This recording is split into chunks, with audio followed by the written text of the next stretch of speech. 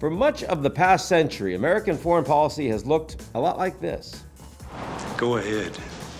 Make my day. Uncle Sam is a young Clint Eastwood, a hard-boiled, squinty-eyed global policeman, staring down his adversaries, just daring them to make America's day. Sure, that dare didn't always pay off, see Vietnam or Iraq or Afghanistan, but American presidents, from FDR to Ronald Reagan to Barack Obama, made it their mission to solve the world's problems. 1 year into President Trump's second term, you'd be forgiven for thinking that the United States foreign policy resembles instead an older, crotchetier Clint Eastwood. Get off my lawn. I'm talking about his America First foreign policy of a secure border and of ICE raids in cities quite far from that border.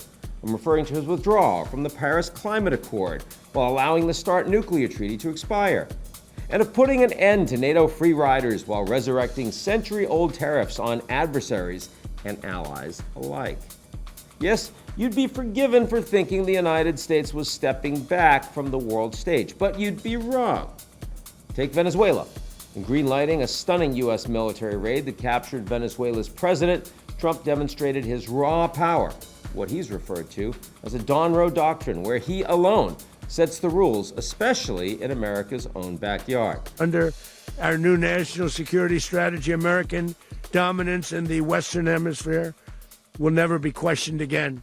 Won't happen. President Trump is trying to replace 80-plus years of a rules-based order with the law of the jungle, and with the U.S. of A. at the top of that food chain. Far from stepping back, President Trump is digging in. And make no mistake, America's allies are getting the message. Les États-Unis sont une puissance établie, mais qui se détourne progressivement de certains de ses alliés. Europe must be responsible for its own security. This is not longer an option.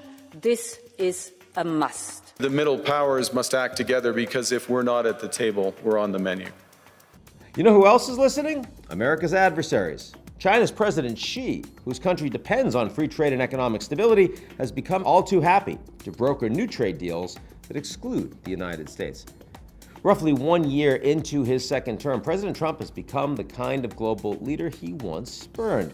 But instead of assuming the mantle of global policeman, he's thrown out the rule book altogether,